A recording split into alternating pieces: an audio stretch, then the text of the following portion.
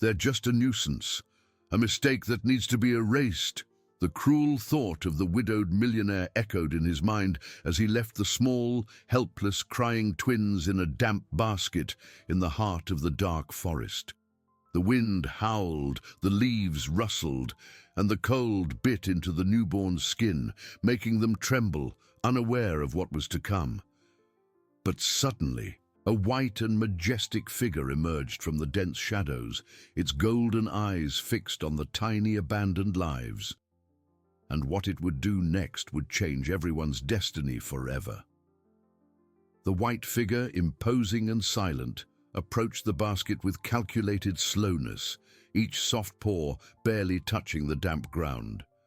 Its golden eyes, which usually gleamed with a hunter's cunning, softened as they focused on the small bodies huddled against each other. One of the babies let out a faint whimper, a sound so tiny and fragile that it seemed impossible for it to survive that icy night. The albino tiger, known among hunters as Spirit of the Forest for its rarity and impressiveness, tilted its head, sniffing the air. The scent of milk and innocence, mixed with the cold and helplessness, awakened something deep and unexpected in its wild chest. It wasn't hunger that drove it now, but an electric current of instinct it had never felt before. It was an overwhelming protection, a primal need to defend those helpless creatures from the biting cold and the dangers lurking in the shadows. The giant feline moved with surprising delicacy, brushing its snout against the edge of the basket. Its long, sensitive whiskers touched the soft skin of one of the babies who, for an instant, stopped crying, as if feeling the unexpected warmth. The tiger then lay down beside the basket, its massive body forming a barrier against the relentless wind. The warmth of its thick fur began to envelop the twins, offering them an unlikely and miraculous refuge. Its eyes, once fixed on the hunting horizon, now watched the forest with redoubled attention, a fierce and improbable guardian. Meanwhile, kilometers away, Arthur drove his luxury car back to the mansion, his heart heavy, but with a strange sense of relief. He gripped the steering wheel so tightly that his knuckles were white. "It's done," he whispered to himself, his voice choked with the guilt he tried to stifle with cold logic. It was for the best for everyone. A stain on my name, an impure inheritance. I couldn't allow it. He tried to convince himself that he had acted out of necessity, for a legacy he considered sacred. However, the image of the baby's tiny, red, crying faces, abandoned to the mercy of the night, stubbornly haunted him. He shook his head, trying to dismiss the vision. His eyes, once filled with cruel determination, now carried a glimmer of unease, a seed of doubt planted in his unshakable pride. Arthur arrived at his imposing mansion, the cold lights illuminating the immaculate gardens. He climbed the stairs, feeling the oppressive silence of the empty house. The absence of any trace of the babies was for him confirmation that his plan had been successful. He couldn't imagine that, in the darkness of the forest, the twins' lives were being protected by a force far purer and more powerful than any human malice. The tiger, with its silent majesty, watched over the little ones, and destiny, with its unexpected plot, began to weave a new chapter for all of them. The night advanced, and the forest's cold persisted, but within the cocoon of warmth offered by the albino tiger, the twins slept a restless but safe sleep. The giant feline didn't move a muscle, its golden eyes sweeping the darkness, attentive to every rustle of leaves, every whisper of the wind. It felt the fragility of those tiny lives and a responsibility that transcended any hunting instinct. Its body, accustomed to freedom and solitude, was now a shield, a living fortress. Every now and then, one of the babies let out a faint sigh, and the tiger tilted its head slightly, a gesture of tenderness unthinkable for such a feared predator. Dawn began to tint the sky, and the tiger knew the dangerous night had passed, but the challenge was still far from over. It needed to do more than just protect them from the cold. In the mansion, Arthur tossed and turned in bed, his sleep heavy and turbulent. The image of the babies, with their tiny red faces, pursued him in his dreams. He saw their tiny hands twitching, their lips trembling, and woke up startled, his heart racing. He got up, walked to the window, and observed the morning mist covering his gardens. The house seemed oppressive, the silence echoing the absence he himself had imposed. "It was necessary," he repeated to himself, his voice hoarse, trying to crush the pain in his chest. He tried to justify his action with his family's legacy, but a persistent voice whispered about the cruelty of his act. His eyes, once focused on himself, now carried a shadow of remorse, a weight he didn't expect to feel. With the sun already high, filtering golden, the albino tiger cautiously rose, shaking its majestic fur. It looked at the babies in the basket, who were now awake, their curious little eyes observing the world. One of them extended a chubby little hand, trying to reach the tiger's white fur, a gesture of trust touching the wild heart. The feline brushed its snout against the basket, a sign of encouragement. It then delicately picked up the basket's handle with its mouth with precision and began to move. It wasn't a random path. The spirit of the forest knew the trails. It knew that life in the forest was not the destiny of those little ones. Its instinct guided it out of the dense thicket, towards a scent of smoke and human life, which it normally avoided. With each step, the albino tiger advanced with silent determination, the babies swaying in the basket. It led them through centuries-old trees, over crystal-clear streams with vigilance. The morning sun filtered through the leaves, creating a play of light and shadow on the ground. The twins, snuggled against each other, seemed to feel the safety of their guardian. The distant sound of voices began to reach the tiger's ears, and it slowed its pace, approaching cautiously. It didn't want to scare, just to deliver. The edge of the forest was in sight, and beyond it, a clearing revealed the first houses of an isolated village, a place where simple life and kindness flourished. The tiger stopped, gently placed the basket on the ground, its golden eyes fixed on the village. Its mission was almost accomplished. While Arthur drowned in his guilt and pride, the forest, which he had used as a tomb, revealed itself as a cradle of hope. The calculating coldness of a human heart painfully contrasted with the pure and instinctive compassion of a wild animal. Destiny was about to weave the threads of a story that would expose the truth and show the world that true nobility did not reside in fortunes or pure legacies, but in the most unexpected acts of love and protection, capable of eclipsing the darkest of evils. The morning advanced, and soon the village would awaken to a discovery that would change many lives and reveal to Arthur the profound and undeniable dimension of his error. The sun was already kissing the mountaintops when the albino tiger, with the basket still gently held in its mouth, reached the edge of the forest. It stopped, its golden eyes observing the village ahead. The first smokes rose from the chimneys, and the distant sound of a rooster broke the silence. With a delicacy that belied its strength, the feline deposited the basket at a visible spot, near a beaten path that led to the first houses, but at a safe distance. It brushed its snout against the baby's small blankets one last time, a silent farewell gesture.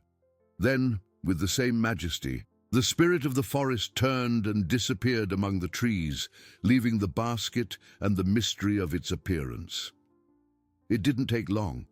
Donna Elsa, a white-haired woman in her morning routine of gathering herbs, was the first to spot the basket. Her eyes widened in disbelief. "My God!" she exclaimed, her hands trembling as she approached.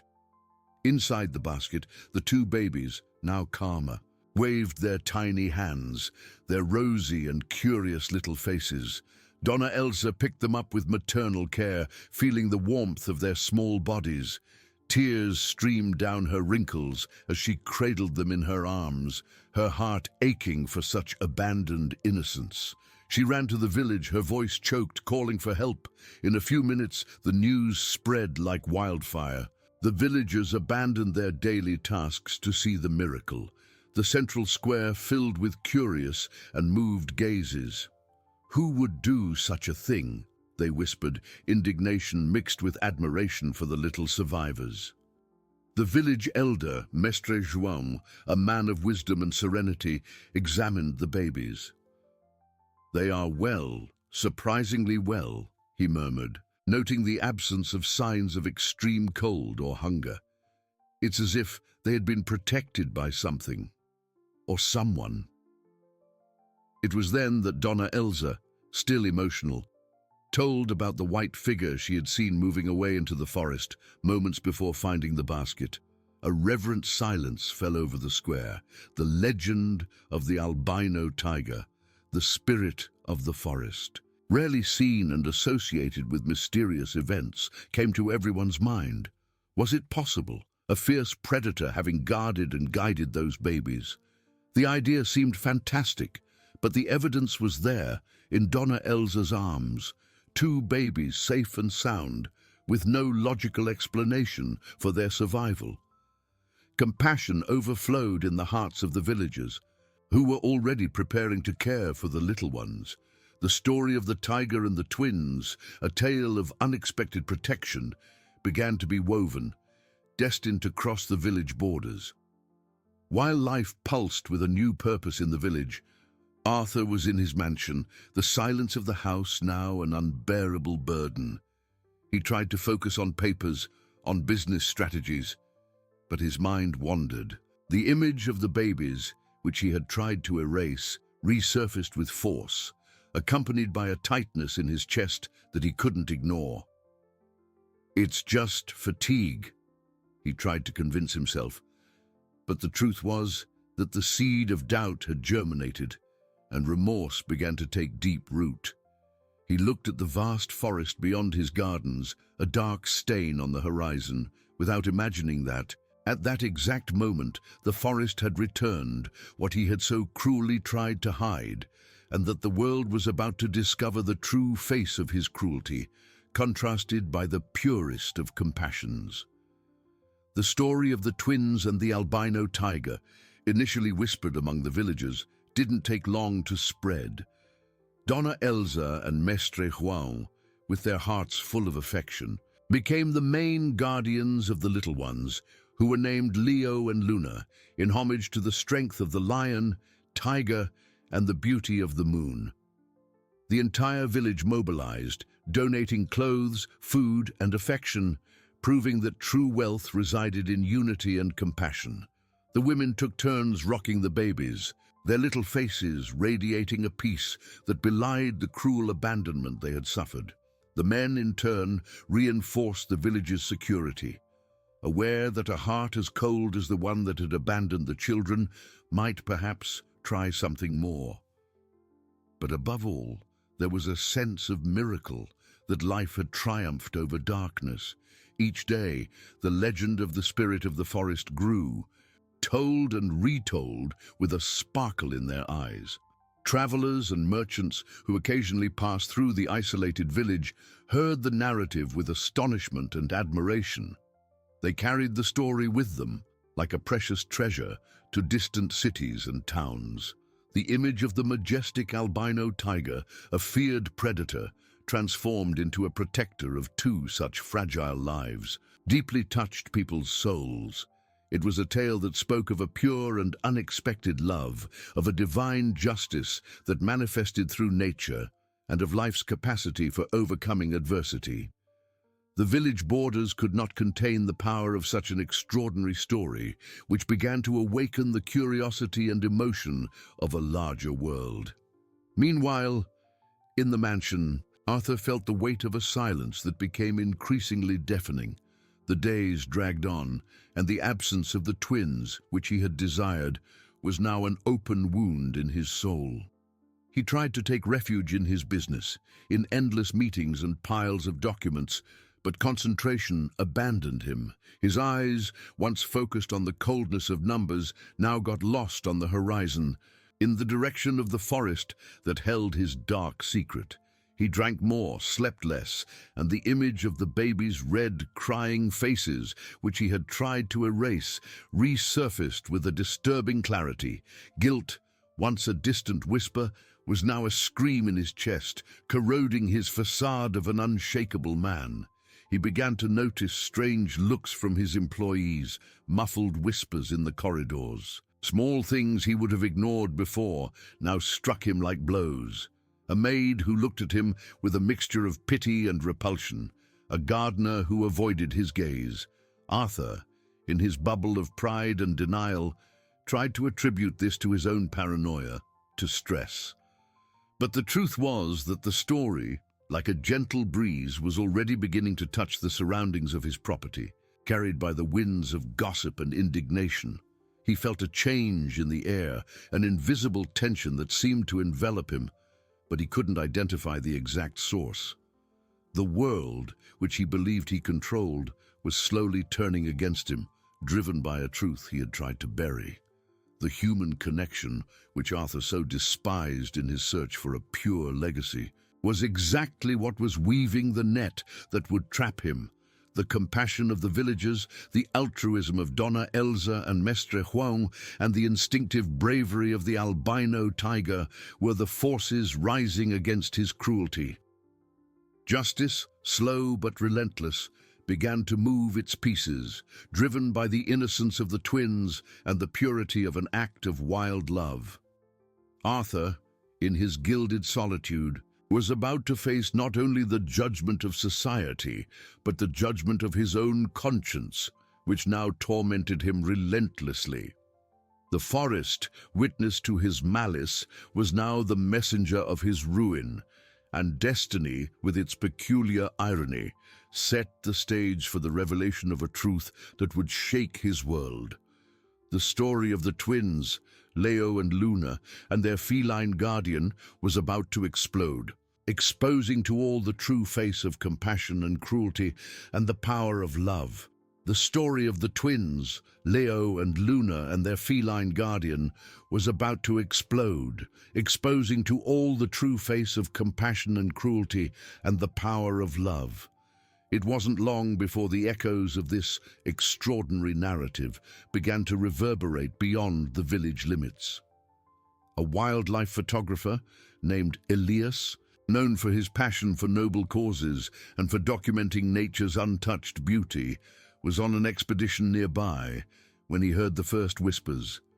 Intrigued by the legend of the albino tiger and the inexplicable survival of the babies, he decided to investigate.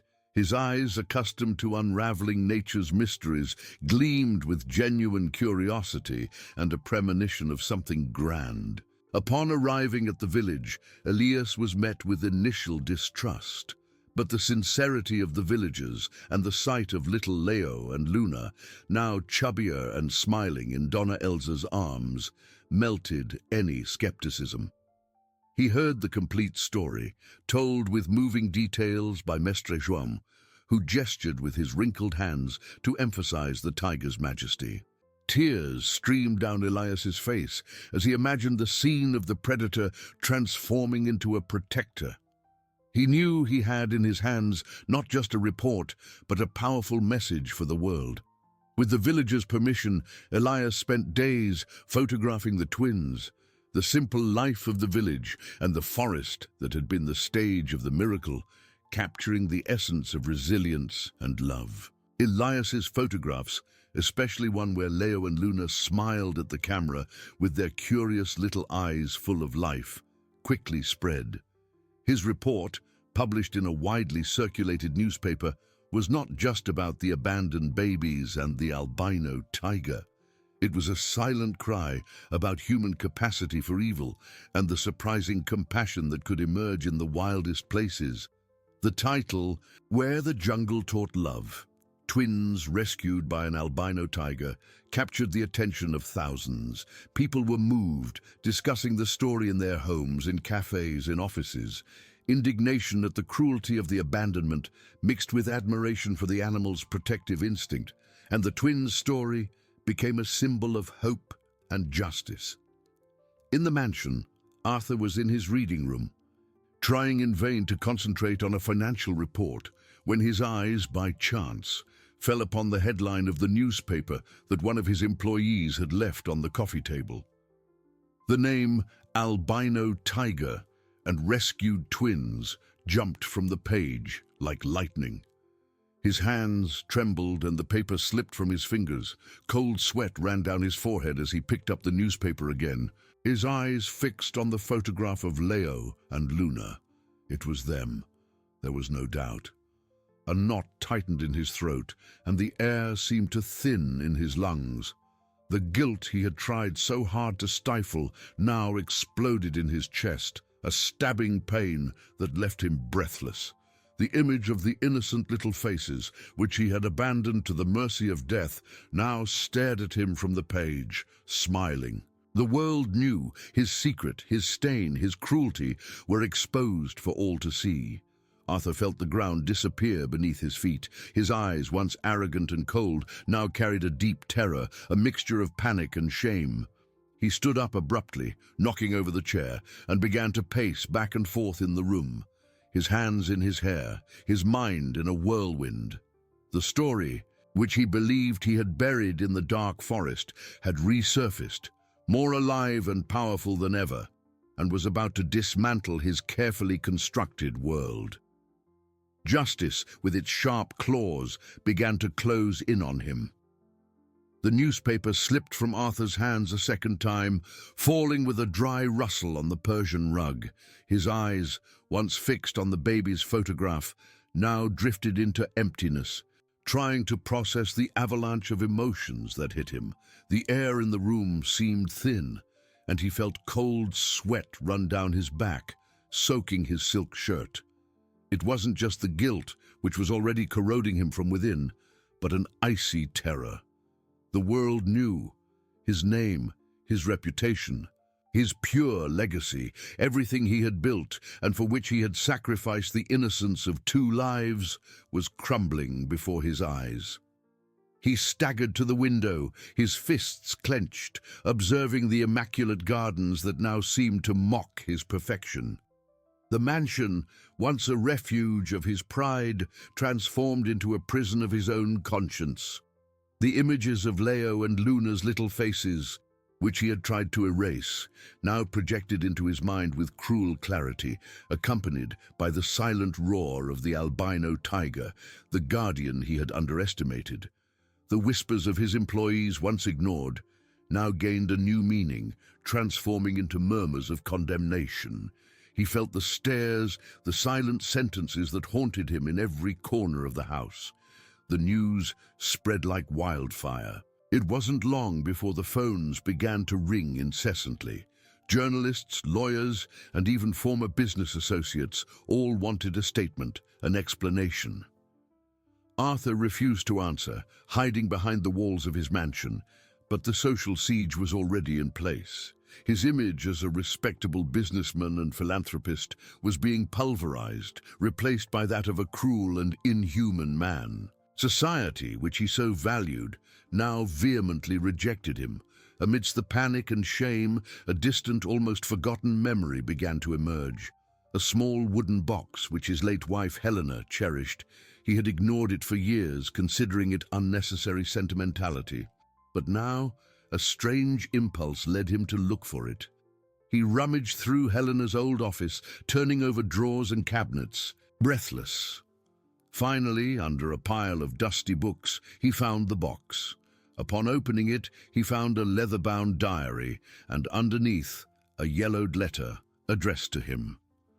Arthur's hands trembled as he unfolded the paper. Helena's elegant handwriting, which he hadn't seen in so long, seemed alive. The letter was not just a farewell, but a confession, an explanation of the secret he so despised.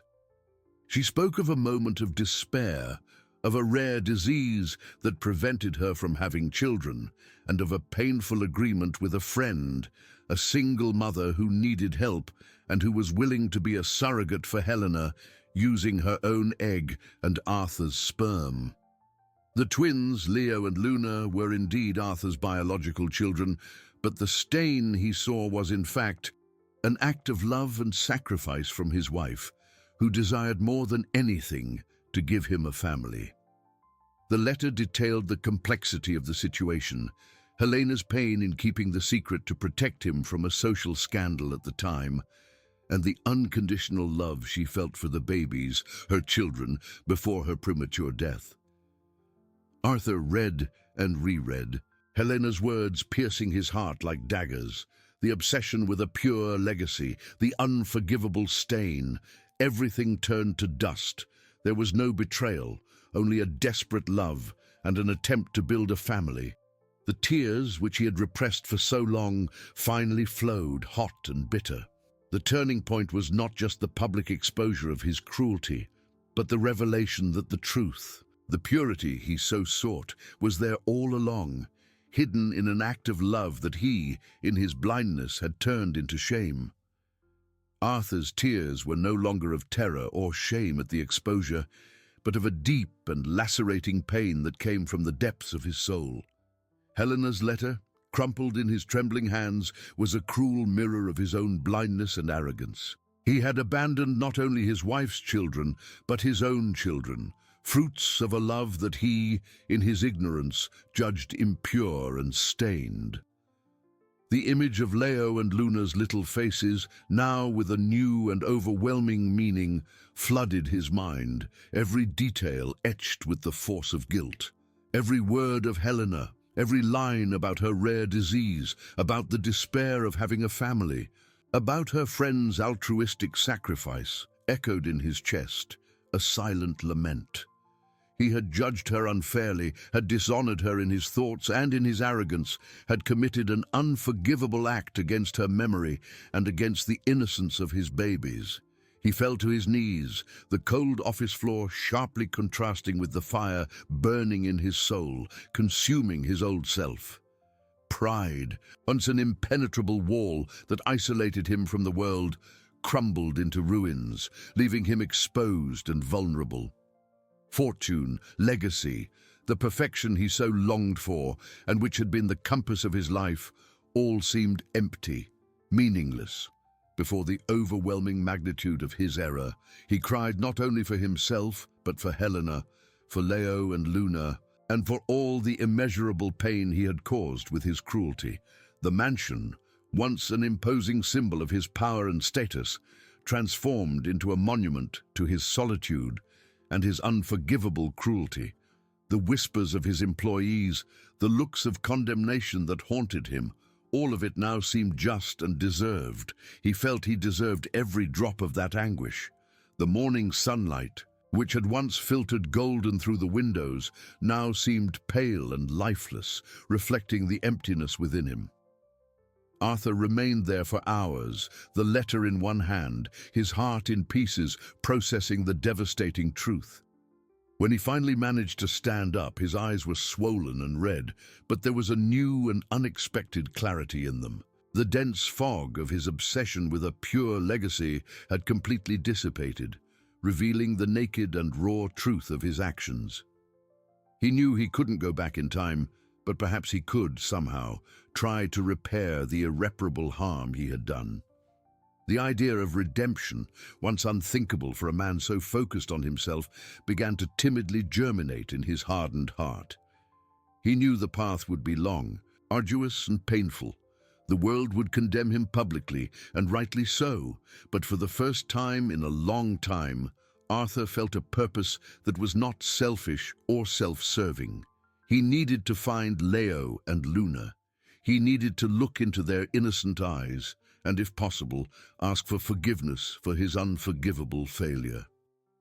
He needed to honor Helena's memory, his beloved wife, who, even after death, had taught him the hardest and most important lesson of his life. True love is not bound by social conventions, fortunes, or pure legacies, but resides in the deepest essence of human connection and compassion. With hesitant steps, Arthur left Helena's office, the yellowed paper still in his hands. The house was still silent, but the silence within him was different, laden with a new weight. It was no longer the silence of denial and escape, but that of deep reflection and acceptance. He walked to the living room window, observing the vast forest that stretched majestically beyond his immaculate gardens. The same forest he had used as a tomb for his own children, and which the albino tiger, the spirit of the forest, had transformed into a cradle of hope and life. The wild animal, which he had despised as an inferior and irrational creature, had demonstrated a pure and instinctive compassion that he, the civilized and rich man, had never possessed. The image of the albino tiger, majestic and protective, mingled in his mind with the innocent little faces of the twins, a vision that haunted and inspired him. It was a cruel irony of fate, a living parable of his own failure and life's capacity for overcoming adversity. He knew that the journey to personal overcoming would be arduous and full of obstacles, but the seed of hope had finally been planted in his heart. He needed to act, no longer for his legacy or his reputation, but for them, for Helena, and for his own tormented soul. The first task would be to face the world and its consequences, and then to find his children. Social justice might be relentless and slow, but justice in his heart had already begun to be done, overwhelmingly.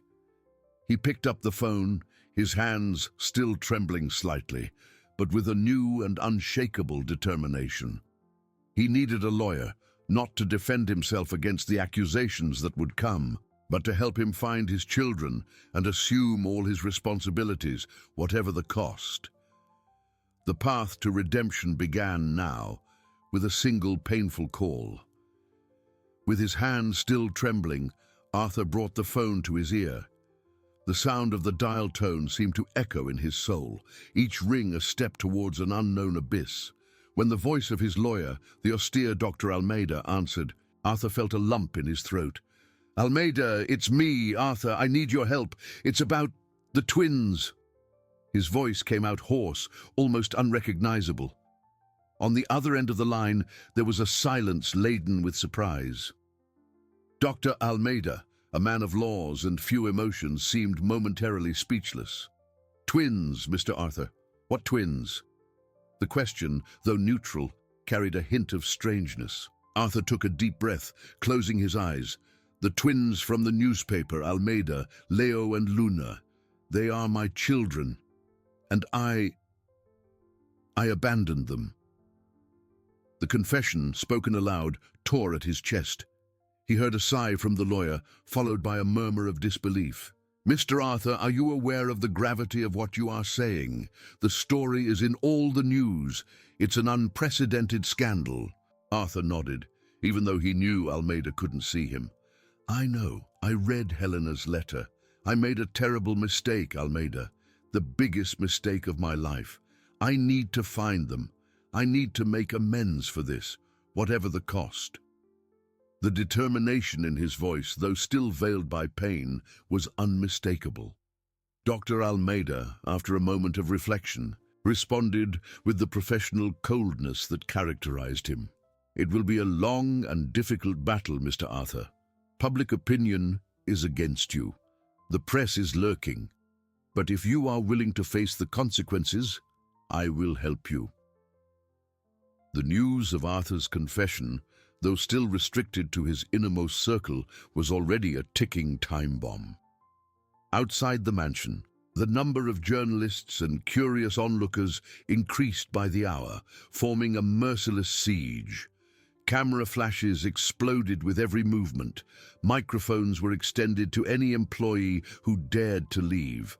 Arthur's image, once untouchable, was being publicly dismantled, and he felt the weight of every judgment, every look of repulsion he imagined. He felt naked, exposed, and shame was a heavy cloak that suffocated him. However, behind the pain and terror, a new strength began to manifest. The clarity brought by Helena's letter, the truth about her love, and the twins' innocence was a beacon in his darkness. He could no longer hide. He needed to face the world, not for his reputation, but for Leo and Luna, and for Helena's memory. The idea of redemption, once a whisper, was now a scream in his soul. While Arthur prepared for the storm that was brewing in the village, life continued with a touching simplicity. Elias's report had brought a wave of solidarity. Donations arrived from all sides, and the story of the albino tiger and the babies became a symbol of hope for many. Leo and Luna, oblivious to the complexity of the outside world, grew strong and healthy in the loving arms of Donna Elsa and Mestre Juan. Their smiles were rays of sunshine, their laughter, melody.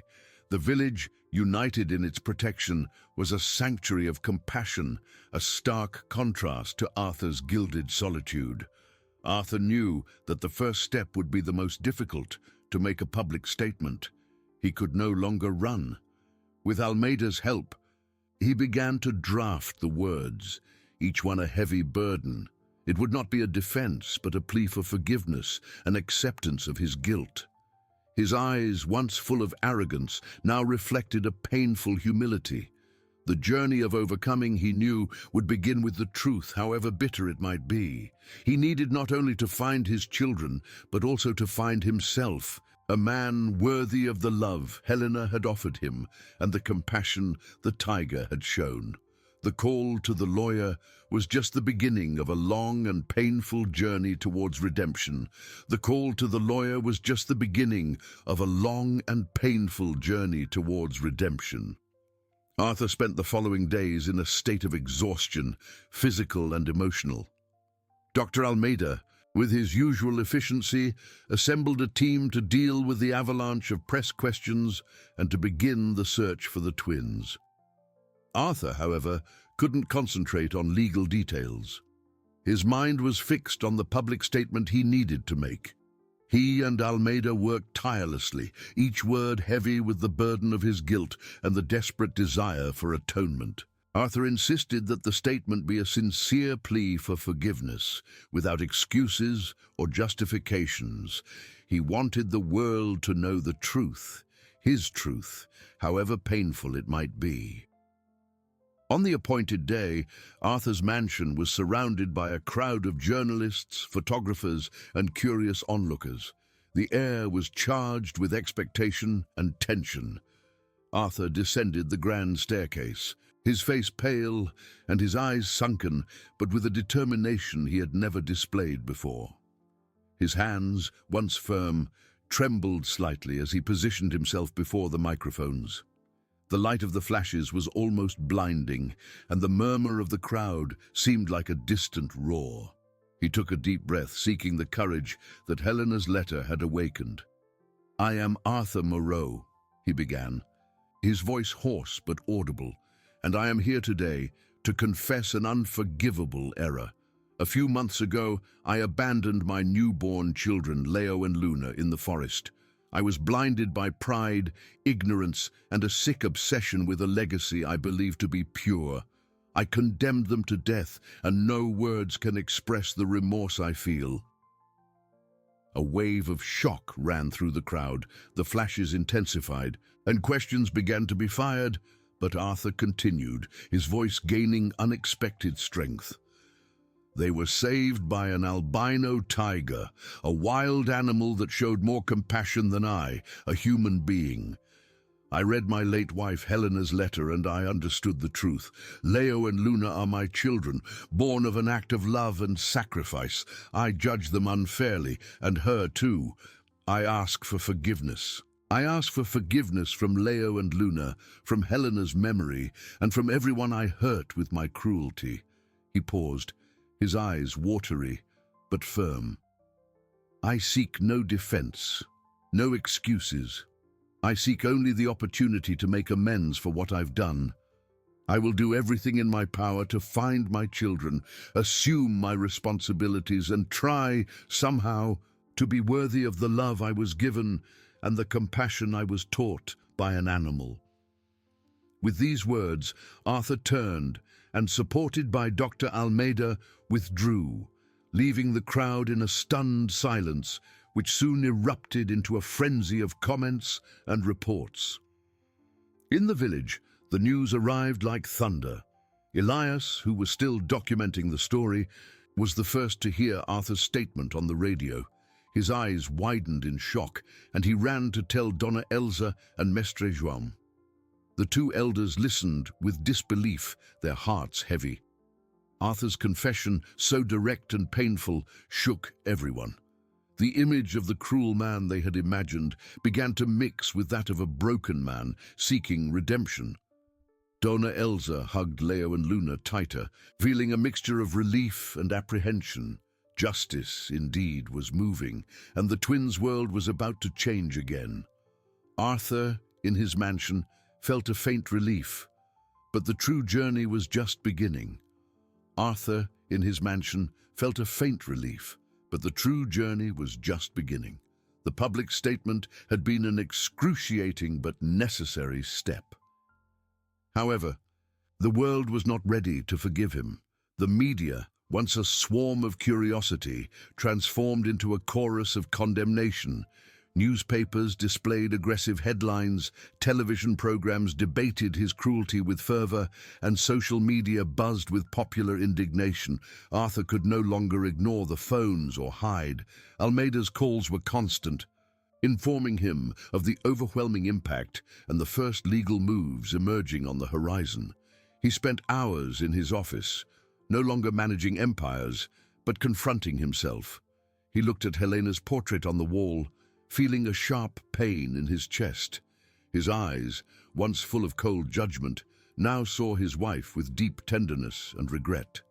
The letter, which he reread incessantly, was a constant reminder of his error and the love he had despised.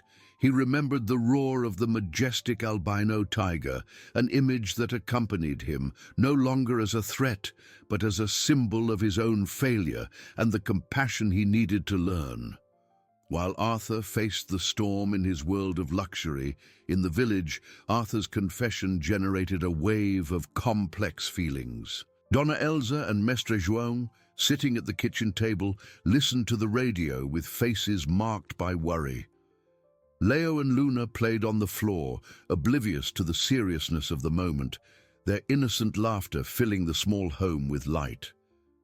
"He really confessed, João," Dona Elsa said, her voice choked. "He said they are his children, that he regrets it." Mestre João, who was stroking Leo's head, sighed. "It's a very big thing, Elsa. What will become of our little ones now?" Elias, who had returned to the village after the statement, felt the weight of responsibility. He had exposed the truth, and now the twins' lives were at the center of a hurricane. He watched Dona Elsa and Mestre João with affection, seeing the genuine concern in their eyes. "He seems sincere," Elias commented, trying to calm them. "But the road to forgiveness is long, and the most important thing is Leo and Luna's well-being." Dona Elsa hugged Luna tightly, her eyes watery. "They are our children, Elias. No one will take them from us without a fight."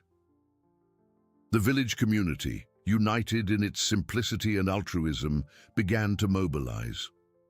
Conversations in the squares and houses revolved around the twins' future. There was distrust towards Arthur, the millionaire who had abandoned them, but also a glimmer of hope that justice somehow would prevail. The story of the albino tiger who had saved the babies was retold with even more reverence, a reminder that true kindness could emerge in the most unexpected places. Arthur, aware of the battle that was approaching, instructed Almeida to spare no effort to find Leo and Luna, but also to respect the wishes of those who had taken them in. He knew he didn't have the right to simply demand them back.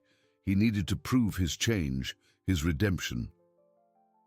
In a gesture that surprised even Almeida, Arthur began to donate large sums to charities that cared for abandoned children, an effort to try to compensate even minimally for the harm he had done.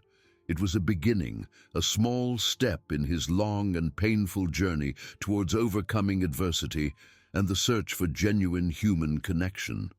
The mansion, once a symbol of his arrogance, now became the stage of his transformation. Arthur, in his mansion, felt the weight of the world on his shoulders. But each day, the pain of guilt mingled with a new and strange sense of purpose. The donations to charities were not just an attempt at reparation, they were a balm for his tormented soul, an effort to redefine who he was. He spent hours in the library, no longer reading financial reports, but studying adoption laws and parental rights, seeking to understand the legal path to approach Leo and Luna. Dr. Almeida, though still skeptical about the depth of Arthur's change, recognized his client's seriousness. Meetings were daily, and Almeida's team worked tirelessly, not only to mitigate the media's fury, but to locate the twins and their caregivers. The press remained relentless, but Arthur had stopped caring about the headlines. His only concern was the well-being of his children and the possibility of one day looking into their eyes. In the village, the tension was palpable. The news that Arthur was actively seeking the twins had arrived, brought by Elias, who now found himself in a delicate position between journalistic impartiality and affection for the villagers. Donna Elsa and Mestre Juan felt as if a sword hung over their heads. They watched Leo and Luna, who crawled happily around the house, and their hearts ached at the thought of losing them. "He is the biological father, Juan," Donna Elsa said, her voice choked with tears. "But we are the family who loved and protected them when no one else did." Mestre Juan squeezed her hand, his eyes fixed on the babies. "They are our children, Elsa. We won't give them up without a fight." The community, aware of the threat, united even more. They offered legal, financial, and above all, moral support. The village women took turns helping Donna Elsa with the babies, ensuring she never felt alone. The spirit of the forest, the majestic albino tiger, was frequently sighted nearby, a silent and protective presence, as if it too sensed the imminence of a great change. Almeida's team finally located the village and, through Elias, established initial contact. Arthur's proposal was clear. He wanted to meet the twins and their caregivers, not to immediately demand custody, but to initiate a dialogue, to try to build a bridge of trust. The idea of a meeting was met with distrust in the village. Donna Elsa and Mestre Juan feared it was a tactic to take the babies from them. Elias, however, argued that it was important to hear what Arthur had to say, for Leo and Luna's sake. After long and emotional discussions, they agreed, but under their own conditions.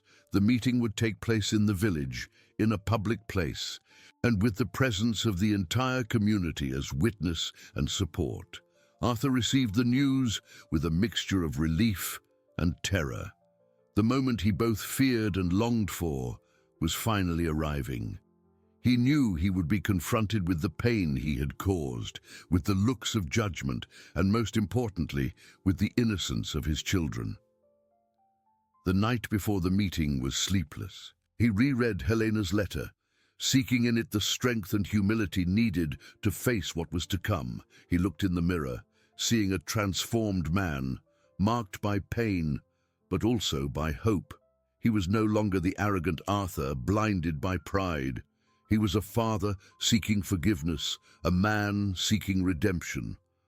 The mansion was silent, but his heart beat strongly, driven by a love he had discovered too late, but which now guided him. The climax was approaching, the collision of two worlds, of two realities, about to happen under the watchful eye of the forest and its silent guardians.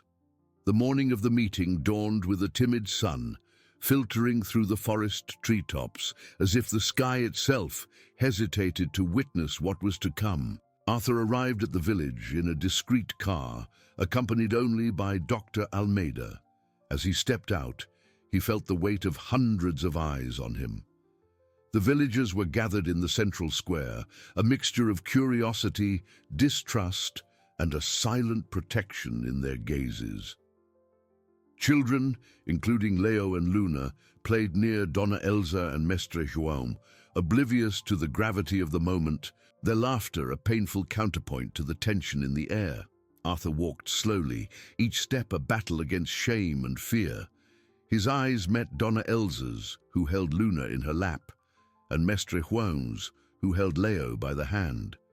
There was no explicit anger, but a deep sadness and unshakable firmness. Elias stood beside them, his gaze serious but with a nod of recognition for Arthur. "Good morning, everyone." Arthur's voice came out hoarse but clear. He didn't allow himself to look away. "I am Arthur Moreau, and I am here today, not to demand anything, but to ask for forgiveness and to ask for a chance." He paused, swallowing hard. "I made a terrible mistake, the biggest of my life. I abandoned my children, Leo and Luna, driven by blind pride and unforgivable ignorance. I was a cruel and selfish man." A murmur ran through the crowd, but no one interrupted him. Arthur continued, his voice gaining strength, but laden with genuine humility. "You, this village, Donna Elsa and Mestre Juan, showed them the love and compassion that I denied. You were the family they needed, and I will be eternally grateful for that.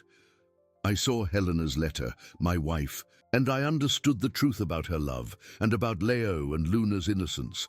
I understood that true wealth is not in fortunes or legacies, but in human connection, kindness, and unconditional love." He knelt, not in submission, but in a gesture of deep reverence, before Donna Elsa and Mestre Juan. "I don't have the right to take them from you.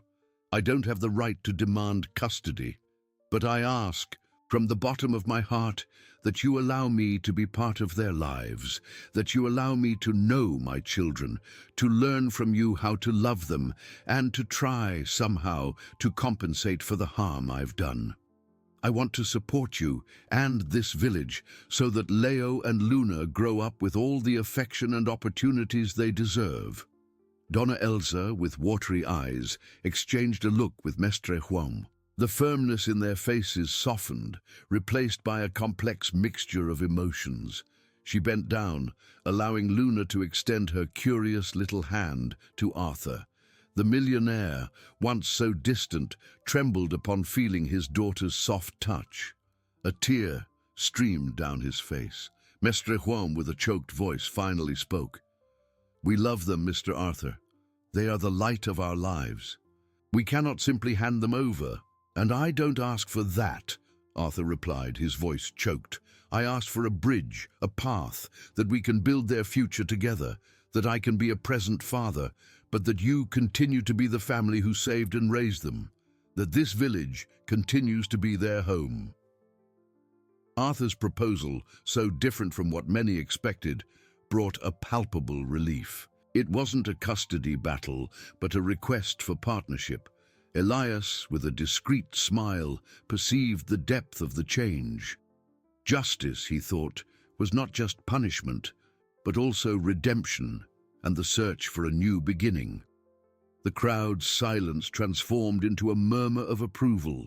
The forest, with its silent guardians, seemed to breathe a sigh of relief.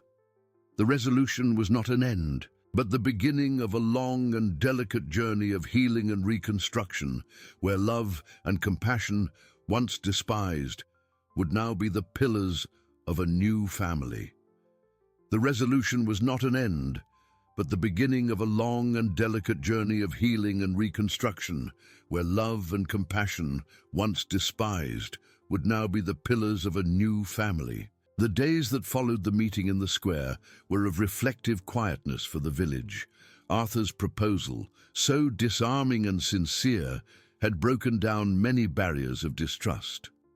Donna Elsa and Mestre Juan, after long and emotional conversations with Elias and the community elders, decided to give Arthur the chance he asked for. It wasn't a surrender, but a cautious invitation for him to prove, with actions, the sincerity of his words. Arthur, in turn, embraced this opportunity with a humility he had never imagined possessing. He didn't impose his presence, but built it, brick by brick, with patience and respect. His visits to the village became regular. At first, they were brief encounters under the watchful eye of Donna Elsa and Mestre Juan, where he observed Leo and Luna play, learning to recognize their small gestures, their contagious laughter. He brought storybooks, simple toys, and sat on the floor with them, allowing the children's innocence to disarm the last remnant of his old self. Slowly, distrust gave way to mutual curiosity. Leo, the more adventurous, began to approach Arthur, pulling his hand to show a drawing or a toy. Luna, more observant, offered him shy smiles that melted her father's heart. Arthur saw in them the essence of Helena, the kindness he had ignored for so long. He began to help the village, not with impersonal donations, but with projects that truly made a difference. A new school, a health center, road improvements. He listened to the villagers, learned from their simple wisdom, and felt for the first time part of something greater than himself. Donna Elsa and Mestre Juan, seeing Arthur's genuine transformation, opened their hearts. They taught him about patience, about the unconditional love that springs from small things, about the joy of a simple life connected to nature. Arthur, the millionaire once blinded by pride, now found his true fortune in the eyes of his children and the wisdom of their caregivers. Donna Elsa and Mestre Juan's house, once a sanctuary for the twins, became an expanded home, where Arthur was always welcome. The albino tiger, the spirit of the forest, continued to be a mystical presence. It was occasionally sighted, a silent reminder of the compassion that had started everything. Arthur, upon seeing it, felt a deep gratitude and a connection with nature that he never thought possible. Years passed. Leo and Luna grew up, surrounded by the love of 4 parents and an entire community. They learned to value both the simplicity of village life and the opportunities that Arthur, with his new worldview, offered them. The story of the millionaire who abandoned his children and was redeemed by the love of an animal and the compassion of a village became a legend, a testament that true justice resides in the capacity to forgive, to grow, and to love. Arthur, now a man with an open heart and serene soul, finally understood that the purest legacy was not an untouched fortune, but a family built on love, overcoming adversity and human connection. He had found his children, and in doing so had found himself, a father worthy of the love Helena had left him and the compassion the wild world had taught him. Years passed, and the promise of a future built on love and overcoming adversity flourished in an extraordinary way. Leo and Luna, now young adults, were the living testament to that improbable journey. Leo, with the audacity and spirit of adventure that seemed to echo the bravery of the majestic tiger that had saved him, dedicated himself with fervor to environmental conservation projects. His days were filled with the study and protection of the vast forest that had once been his cradle and home. His brown eyes gleamed with a passion for the balance of nature, for wildlife, and for the preservation of the spirit of the forest sanctuary. He felt an unbreakable connection with every tree, every stream, every creature of that sacred place. Luna, in turn, had inherited Donna Elsa's serenity and practical wisdom, combined with Helena's keen intelligence and innate kindness. She became a dedicated doctor, her heart guiding her back to the village to establish a modern and welcoming clinic.